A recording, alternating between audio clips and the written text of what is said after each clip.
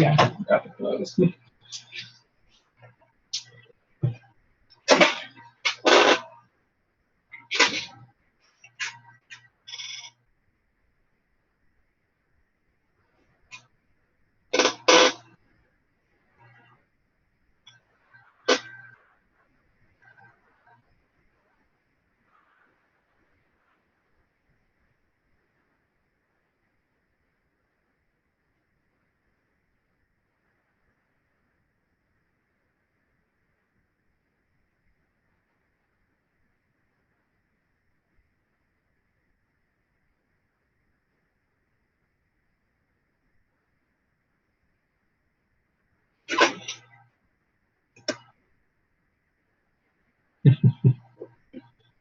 Anyone want to come on?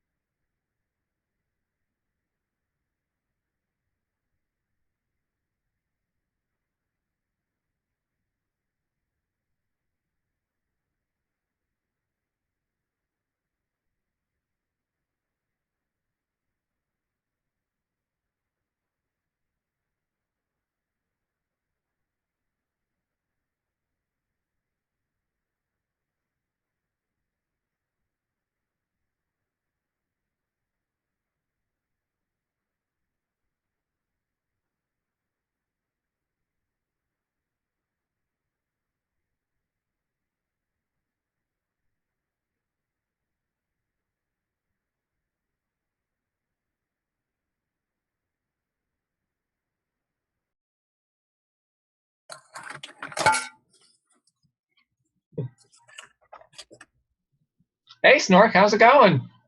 Hello. Hey, Snork, how's it going? Do I have sound tonight?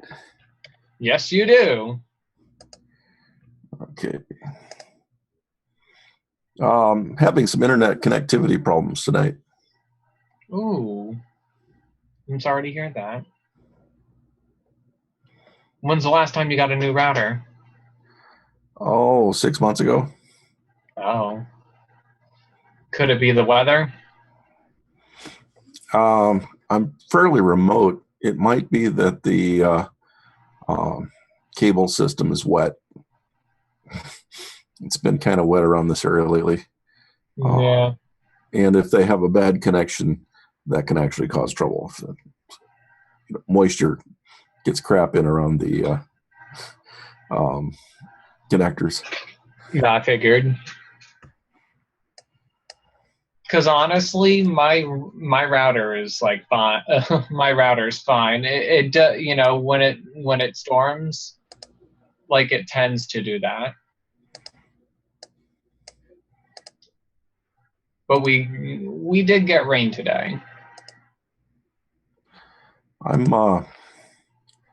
was talking to my children. I noticed in Tim's show that the person called from Hawaii, and I'm thinking of going out there for August 23rd through the 27th.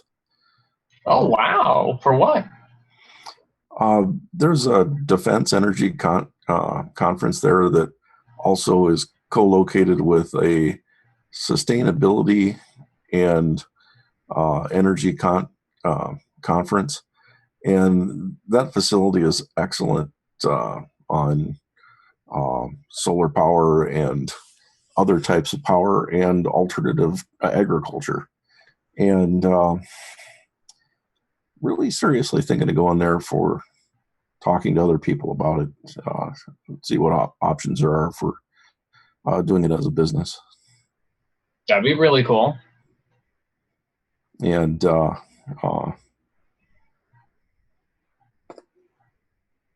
it's once a year, and I just thought it's time I go again. Oh, nice. So you're going to give out any good ideas? I don't know yet. I was just thinking, if that person was looking for some type of meeting, I'm going to be there for a week. Oh, cool.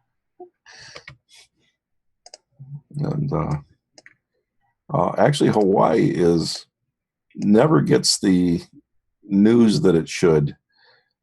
They are extremely gung-ho on alternative energies, and well, they are an island, and I can really get that and really understand that.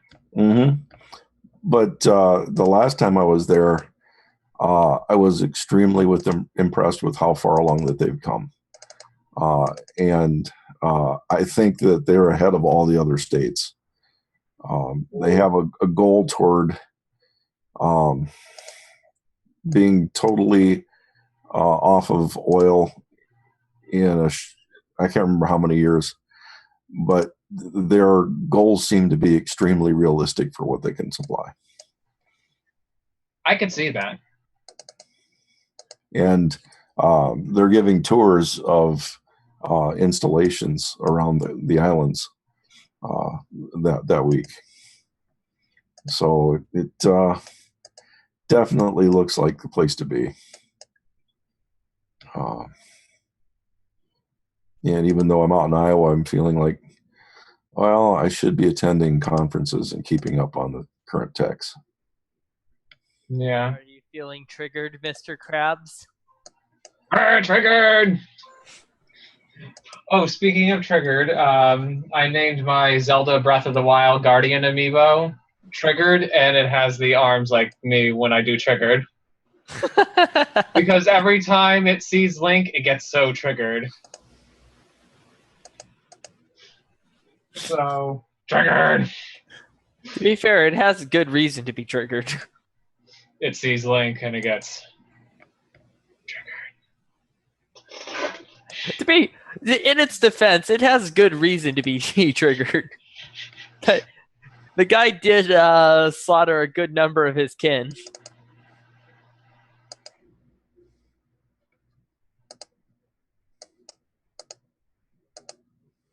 Yeah, I really do like Zelda the Breath of the Wild. I hear a lot of people do. But I don't have a Switch, so I can't say much. Or a Wii U.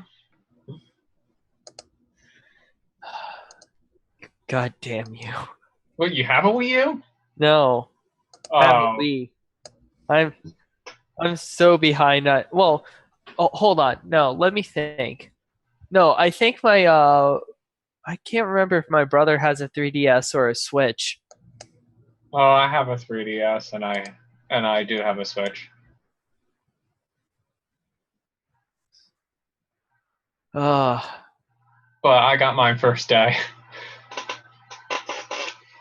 But I sold some of my old stuff since I kind of wanted more room, so I sold some stuff, so I got my Nintendo Switch. I'll be honest, like this is the first year I think in like on the topic of video games, I think this is like the first time in like in the last 3-4 years that I remember E3 being relevant again. It was like Nintendo did a good job. Yeah, fucking Odyssey. Surprised. Mario Odyssey. Oh, I was completely with a surprised. theme that is almost certainly taken from J-pop swing, but for some reason I can't find the Japanese lyrical version for it anywhere. Wow. And what else? Well, Really there isn't a whole lot. Trump's triggered Russia, so there's that. Oh boy. And now Russia is super mad. They're threatening to blow up all our planes if we keep flying. So, yeah, fun times. Oh boy. But I'm you know sure what? Huh? Let's see where this goes. Like, a lot of people are going to be raising up questions and actually caring, because no one wants to see that shit go off. I mean, do you? I don't. But Like, I don't have I don't place a tremendous amount of faith in the current administration to begin with. I mean, there's something that's going to have to be done. Well, that's definitely true. I want to see where this goes. I mean, people will stand up for actually something and actually call it out for what it is, and we don't want that shit to happen. And we're gonna see how this is gonna play out. Because Trump supporters will actually care. Hey, wait a minute. You said we weren't going to go to war with Russia.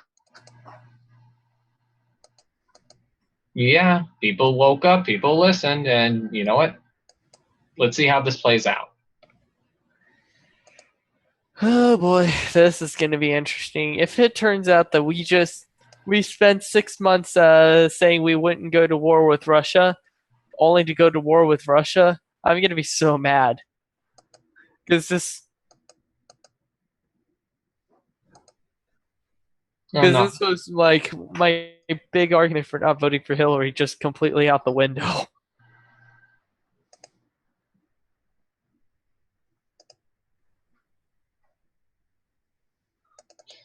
Well, let's see what's gonna happen. That's not to say I voted for Trump either. I voted for Dr. Jill Stein, so. You lucky bastard.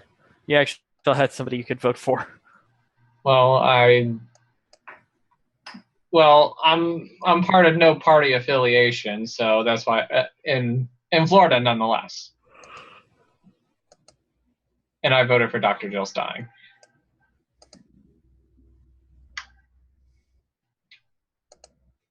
I think the no party affiliation thing is cool. I mean, it's pretty cool. Oh, big time. No party affiliation for everybody. It seems like the Rush Limbaughs have too much impact in the world, and that's because there are these strict party lines and rhetoric and all these oilists. Among other things. The choice words. No. Actually, yeah, I just think like it's inherently obvious. It's apparent what they are, which is just people who are not going to change their minds. They're not open for it. People should change their minds. I mean, people should, but that doesn't mean people do. I mean, they do true. Oh, sorry. What were you gonna say, Ben? Real quickly, I heard this expression from this gal, this girl, Cherie, in California, Sacramento. She was saying that people have. I don't believe in I think that with beliefs that if your beliefs are really so valid and strong, then people should always be willing to sort of entertain other ideas and other people's ideas. And she's like, I think it's when people, it's kind of ironic that people act like their beliefs are so strong and so sure, but then they're not. And then anybody saying anything that contradicts their ideas is like so threatening to them. And she's just like, I just believe no matter whose idea or what it is, I'm gonna hear it out and something to that. Be open to other ideas. Exactly. People really do need to open up more, though.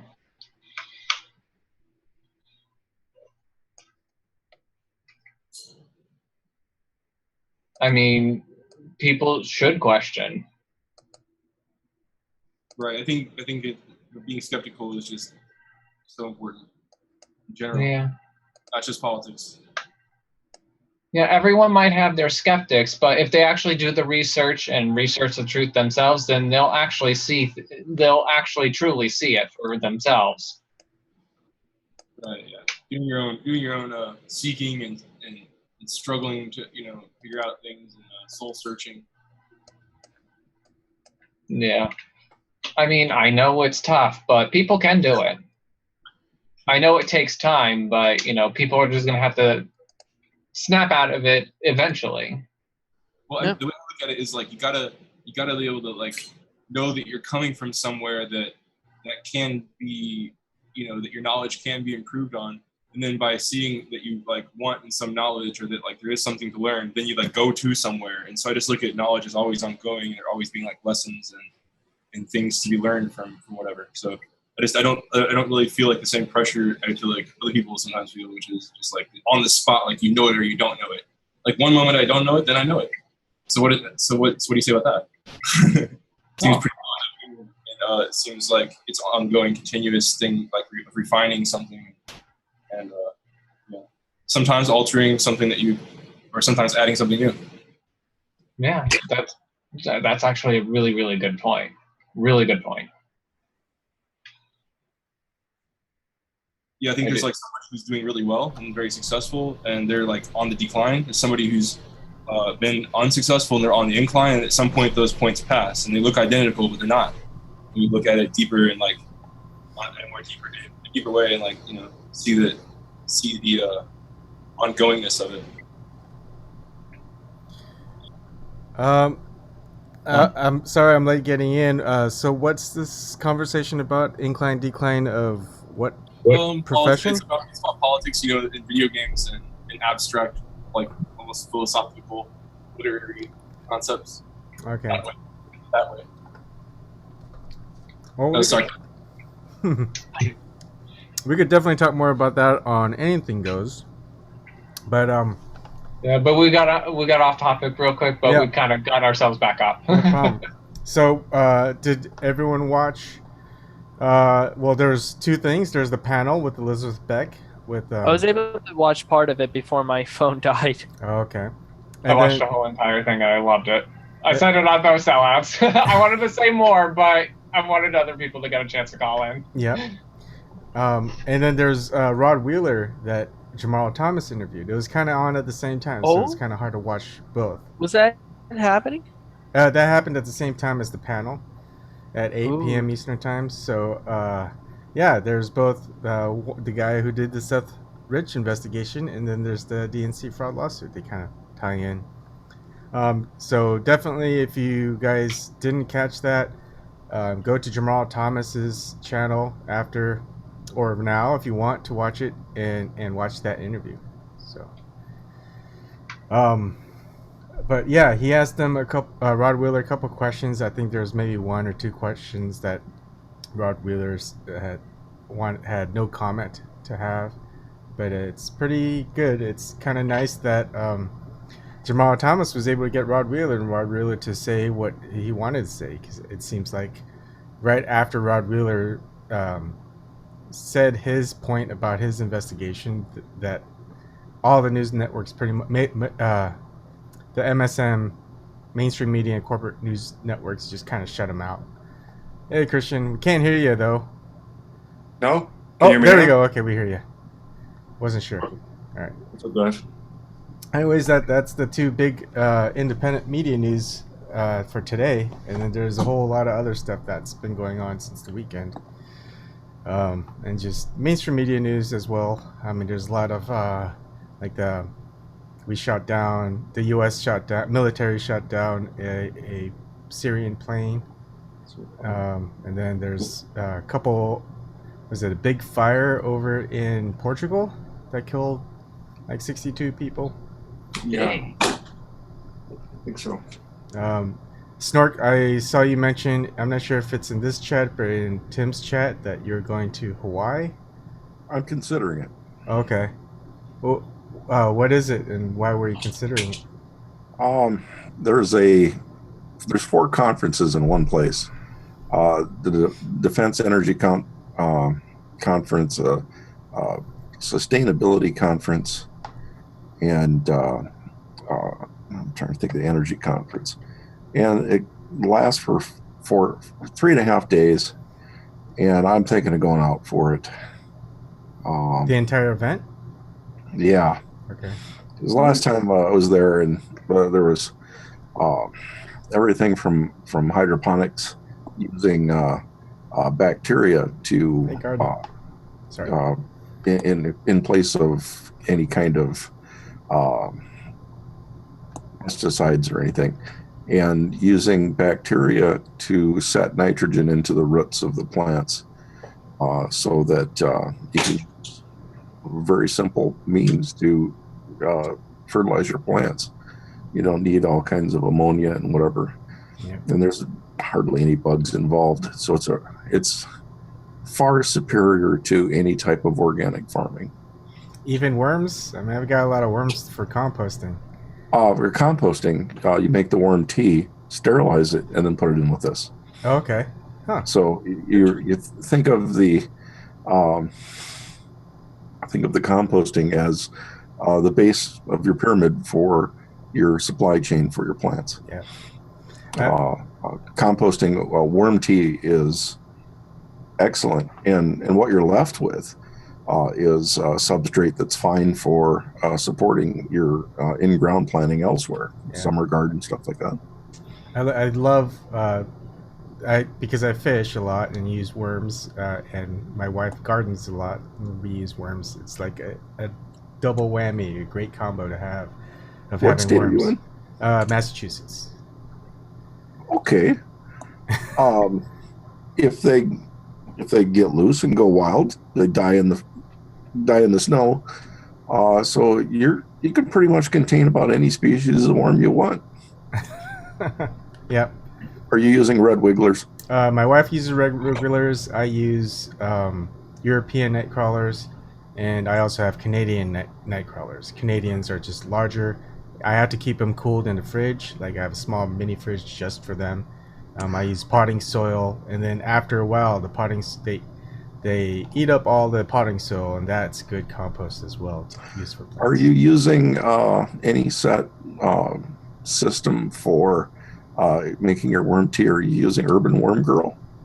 Nope. I just all the stuff just our waste, pretty much our food waste.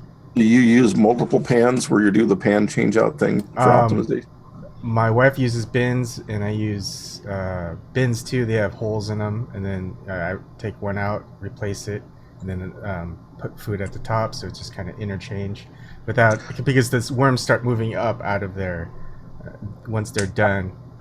I went to an Urban Worm Girl conference or seminar on how to use their system, and I was really impressed with it. The thing that gets skipped over in most organic farming is a sterilization step. There are some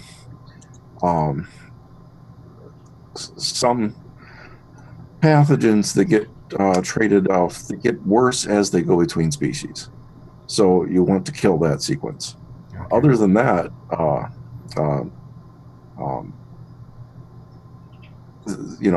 it's a wonderful way that we have to turn all of our waste streams into treasure. Yeah. And composting for your kitchen waste at a minimum. I wish we'd teach it to the children like it's in school, as though it is as important as being polite. Yeah. And I'm sorry about if this is going to be more of an anything goes type of comment, because it did segue.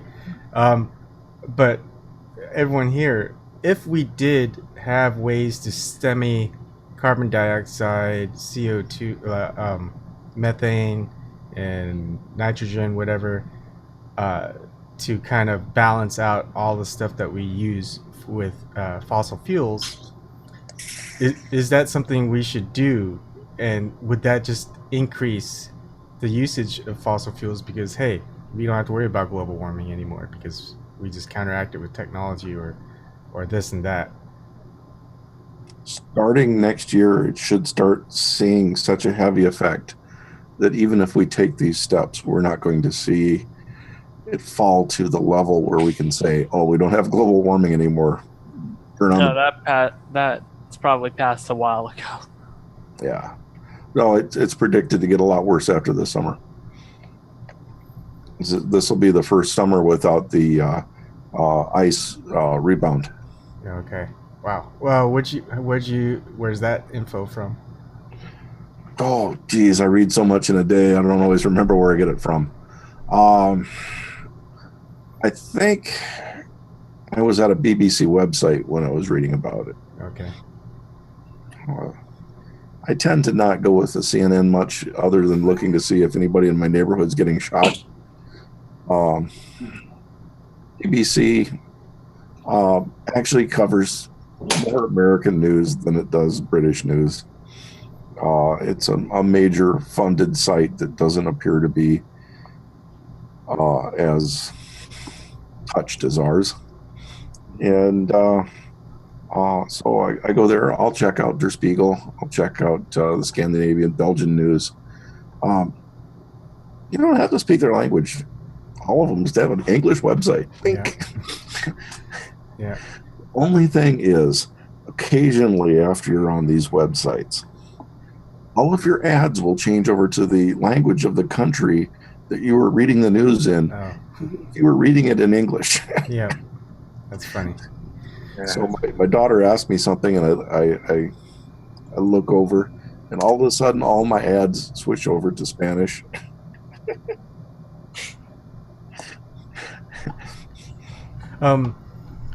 So regarding the entire climate change occurring, are there a lot of other countries that are more involved in it? Because the U.S. seems not to be involved in it, at least the government. And yeah, there are some surprising ones. The Canary Islands are amazing. They are a tourist site, so they don't want to have all kinds of ponds and stuff taking up their former scenic valleys and whatever. So instead of damming up in their valleys and ruining their tourist sites, they're hollowing out their mountains and they're storing water in them. They're pumping the water up into the mountains and storing excess wind power, sea power, wave power generation. They're trying to make all of their power as okay, let's put the windmills where the tourists don't see them. Let's put the solar panels where they're not seen. Keep everything else looking like it's ideal and whatever, and hide the workings. And doing a wonderful job of it. So during the daytime, they're pumping up all their excess power up into the mountains. And then once you have water under pressure, one of the most expensive parts of reverse osmosis desalination, and of course this island needs desalination to survive, is the pumps necessary to pump the water up to high pressure, because it's basically osmotic pressure. When you have a dense solution on one side and a lesser dense solution on the other side, it forms a pressure across them to make it want to flow to be the same level of concentration on both sides. In reverse osmosis, you create the pressure and it produces the clean water on the side. So basically, they've got all this pressure that they've stored up for, so they can pull it off, desalinate their water, and then at the same time generate electricity. Whereas everybody else in the world is burning diesel fuel to produce electricity to desalinate their water. Just a beautiful sequence. This was not cheap, but they knew it was interesting. These are the people we need to be watching as leaders. And I think because I think a lot of smaller countries have a lot better chance to mobilize and do what they need to do to change things. I think the problem is, of course, with the United States. Oh, sorry, I got a lot of coffee foam, milk foam. So the problem with the United States and like China and really huge countries with huge governments is they can't control or change things too fast, and it's difficult to do that. At least here. Oh, sorry. Go ahead. No, go ahead. Well, here, doing the climate addressing threatens those in power, and it threatens their income. Whereas in the Canary Islands and these other things that are happening, they're going to come. Oh, they need water in order to be able to let their guests shower. They ran out of water to the point where they didn't have the ability to take on guests at their hotels. So in order to get water into the hotels and whatever, they had to come up with a scheme. They couldn't have clouds and clouds of diesel fuel. So they did a wonderful job of putting together, what can we do, what can we do, what can we do, what can we do. Oh, I think Snort just froze. Well, I guess we'll carry on. He'll come back on. Yeah. Yeah. He'll come. So the that was an interesting discussion. Yeah, we should definitely try to cover it more in Anything Goes, because I think it'll just keep segueing off of current news. So with Elisabeth Beck, we saw kind of her kids, and hi Dominic. Hello everybody. And Just kind of how she just definitely felt she couldn't do what she wanted anymore regarding her profession, just because what she sees and she doesn't want to partake in it. And that's just kind of scratching the surface of it. And I think, I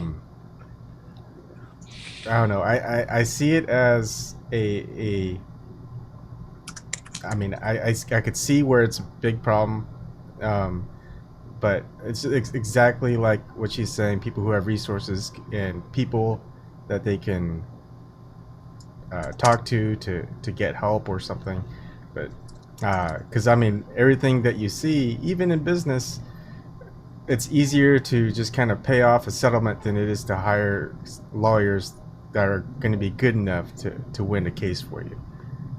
And like justice is more served towards the powerful and the rich than they are for everyone else. So do you think, oh, hold on, you guys keep talking, I'm gonna go mute for a little bit. No worries, man. It's just another form of divestment. You know, she's divesting from the profession because she can no longer tolerate it. I mean, that's an example for all of us. Divestment and striking, I think, are the only real routes we have as citizens anymore to enact our will on, the political process or the legal process. Mm-hmm. Yeah, especially when. Go ahead, Gordon. I'm sorry. No, go ahead, dude. No, I mean, especially when we have these people in power where their primary concern is capital, primary concern is filling their wallets up. And obviously hitting them where it hurts their wallets will definitely send a message. It's the only message they're going to hear outside of violence. And, I believe in nonviolent opposition to what's going on. Mm-hmm. So. Oh, me too. Nonviolent.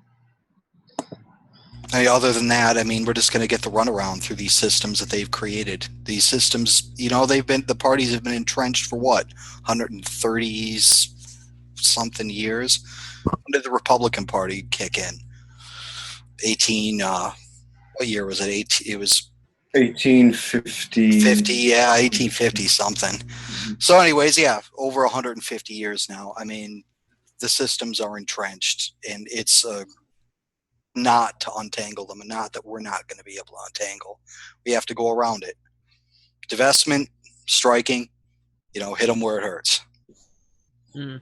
I mean, like for me personally, my experience it's still going on, but during DAPL and everything, DAPL, for the first time I heard about credit unions, and somebody who was following Instagram was explaining it to me, and it was at that very same time that I found out that the bank that I was currently with at that time, TD Bank, was one of the funders of the whole thing with DAPL. And so I immediately took out my money. I put it in a local credit union here in my county. And ever since then, it's just been I'm so happy about the decision, man. One of the best decisions I've ever made. Because it feels like the money that I don't have to worry about them abusing that money. You know what I mean? It feels like that money being tampered with is not being abused for some nefarious purpose. To me, it seems like it's a much better model than the whole banking system now, especially without something like a Glass-Steagall in place to prevent the banks from just running wild. Yep, and it goes beyond just the banking sector. I mean, we have to be careful about what we purchase and so on and so forth, and just try to reuse things as much as possible. I mean, these small things are going to have an aggregate effect, and if we are vocal about the effect that we are all having as a group, then there's a chance for some change. When we say we're not buying from these people, and then we don't do it, and then we divest from XYZ bank, and then we stay disinvested from them. I mean, this isn't a short-term project. What we're really looking at here is political change for our children and grandchildren, even the youngest among us. Maybe at the end of our lifetimes, we're going to see the kinds of changes we talk about here. But, it's not going to be for us. We're the ones who are going to have to do the hard work. No, exactly. Yeah. It's a marathon. It's not a sprint. It's not a temporary solution. It's something that we have to make a habit. Yep. And Beck's example, it's a good example for us all. I mean, she seems extremely frustrated by the system. I don't know if it was just the kids going off behind her that was making her so angry, but she seems extremely frustrated and she's at a rope's end.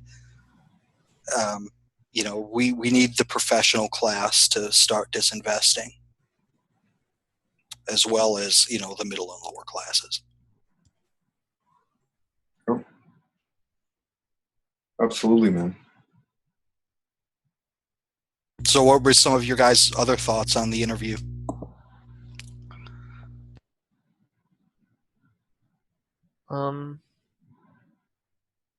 I've got nothing. We talk on here for like 4 hours a night. Like, we've run out of things to discuss. But yeah, it's an important case. I wish it would have gotten more traction than it has. The people who, some people see it, it's useless, blah, blah, blah. Even if the case goes nowhere, it's important for people to have their day in court. It's important for them to have legal redress for their grievances. And, if they get railroaded, well, then that's another one that we can throw on the pile and point to and go, look, you people are being railroaded. Yep. And the more of those are on the pile and the bigger they are, hopefully the more attention they'll garner. Oh, exactly. And plus, I share H.A. Goodman's petition every day, the one that where the DNC, where they still haven't given up their servers yet at all. Mm-hmm.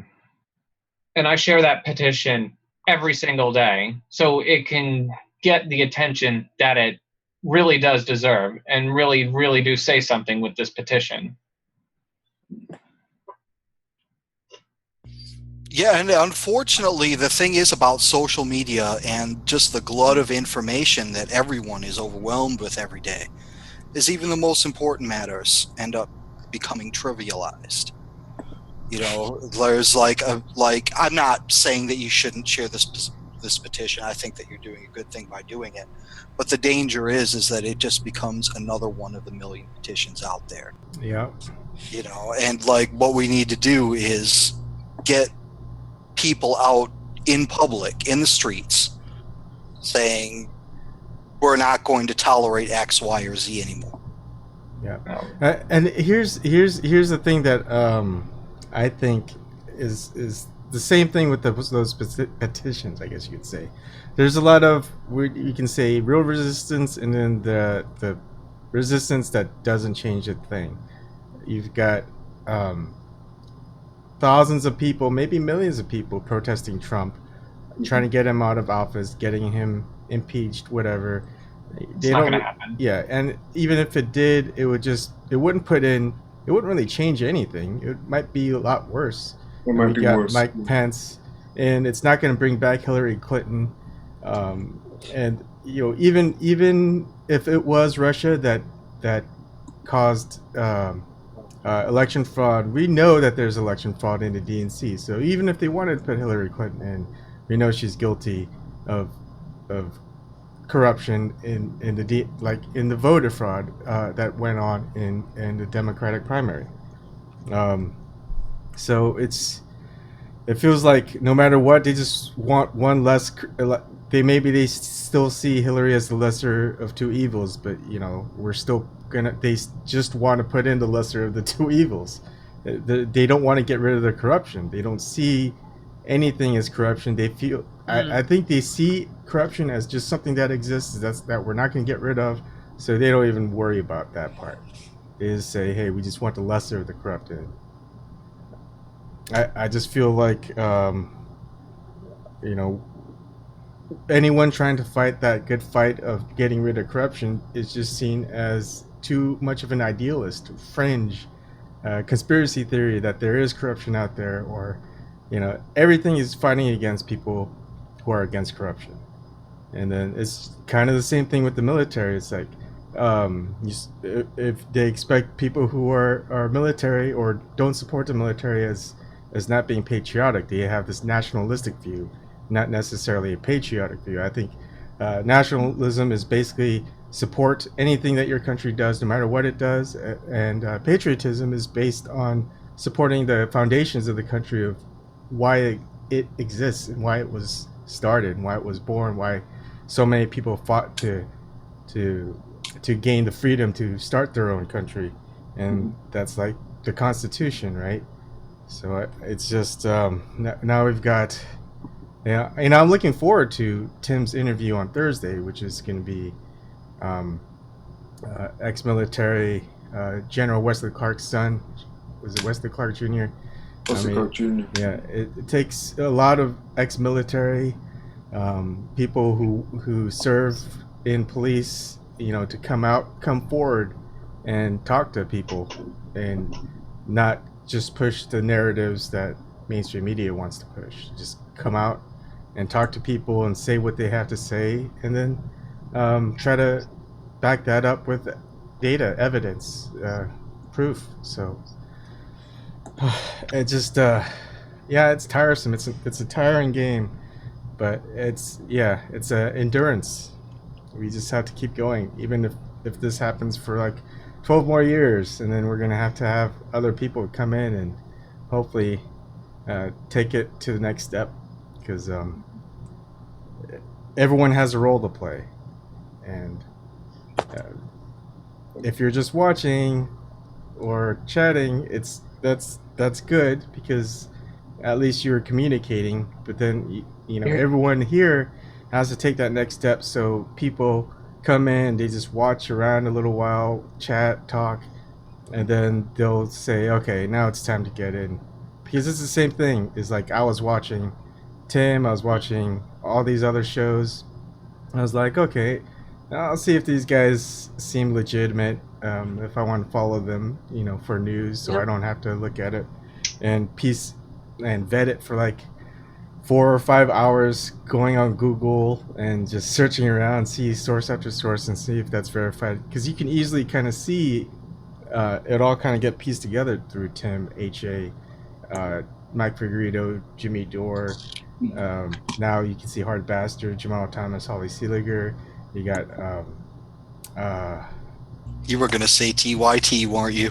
no, not Kevin loves you're a big TYT. true. Oh, everyone, Times now. make sure you follow Jank Uger of TYT and donate lots and lots of curse words. Donate lots of curse words. Donate lots of triggered. Yeah. But yeah, It was only a matter of time. and But yeah, oh, go ahead.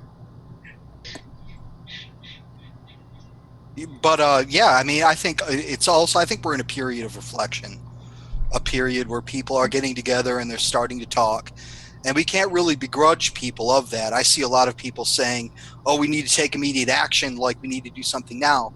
In a sense, that might be true because, as Jamal says, there is an asteroid coming in the form of climate change. Yes. But at the same time, like, it's important to take the right actions, not just act, Yep. you know, out of panic or anger or any other emotion for that matter.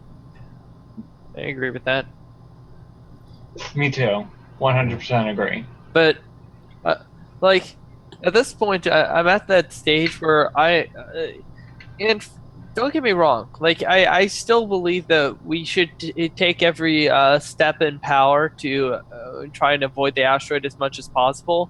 But I'm also kind of cognizant of the fact that, you know, there's a very slim likelihood that we'll be able to pull out of this unscathed. So I've kind of just sort of mentally started preparing myself for the worst case scenario.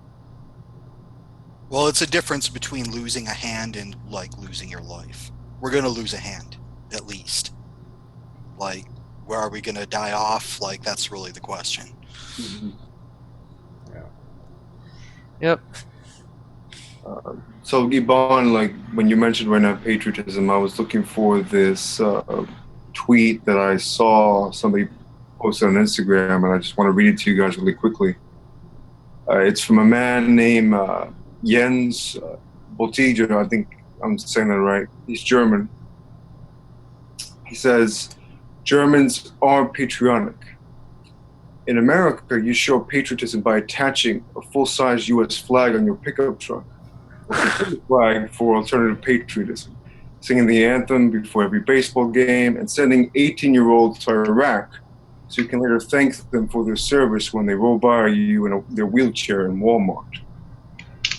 In Germany, we show patriotism by voting for higher taxes on ourselves to make healthcare and college tuition universally accessible to our less fortunate fellow citizens, and by picking up after one another to keep public spaces clean and nice for everyone.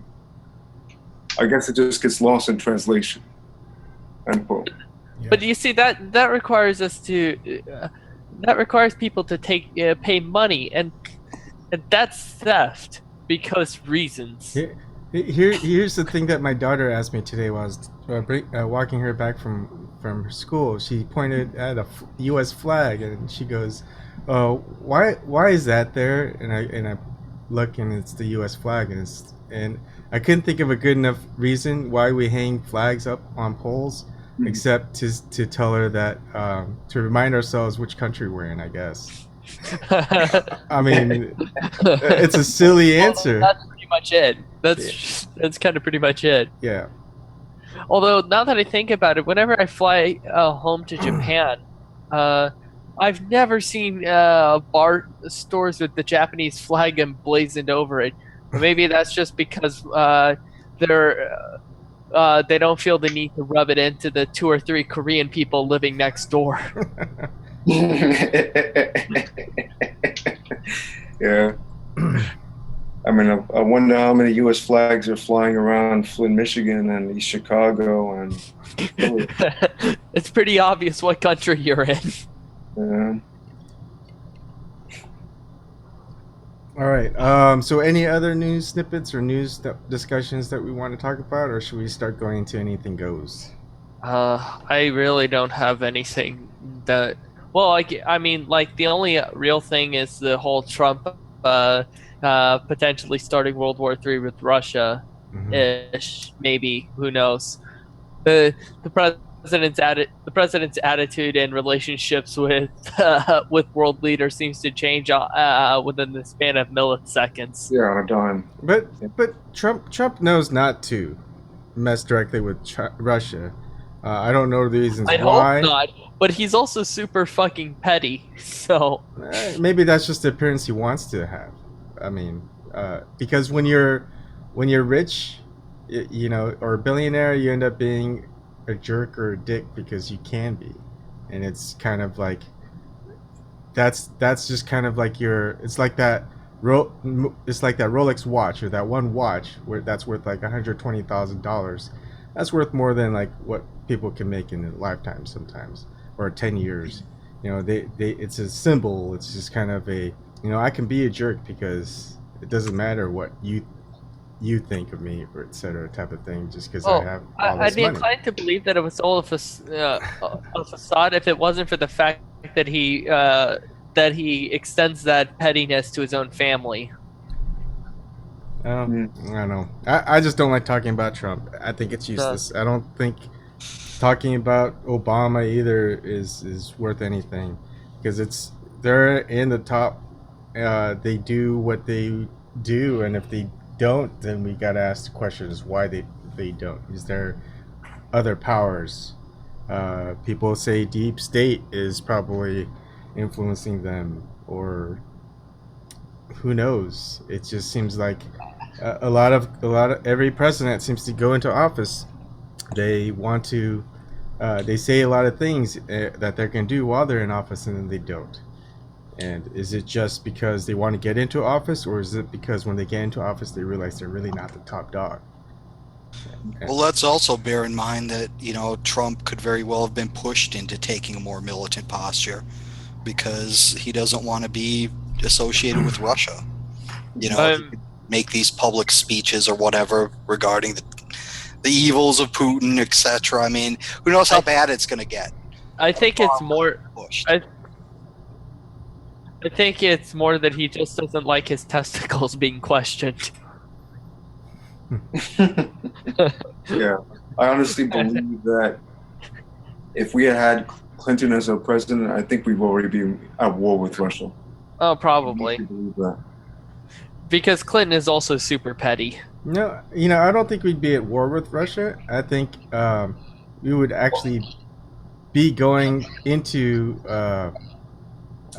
the other Middle Eastern state we haven't really gone into. We would probably go into Syria. We would probably really Pakistan? Is it Pakistan? I'm trying to remember. No, wait, we're already bombing Pakistan. Iran. I think we would be definitely going into Iran, because that's the final push. And she would just pretty much go all in. And the ones opposing us would probably be Russia and possibly even China, because they're also involved in a lot of Middle East oil trade and all this other stuff. Anyways, let's let's just imagine that I'm almost reminded of that Jimmy Dore joke of the fact that we borrowed money from China, borrowed money from communists in order to give democracy to people who didn't even want it in the first place. Yeah, China. And we ended up losing our oil to those assholes. Yeah. China ended up buying a lot of our debt, and then Russia, I hear, has been buying up a lot of our debt too. You know what's the hilarious laugh for me?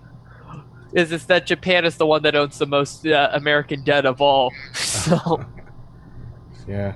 So if worse comes worse and we end up having to default under the Trump presidency, you can rest assured that at least the people that are gonna be buying you are the people who brought you sex robots and anime titties.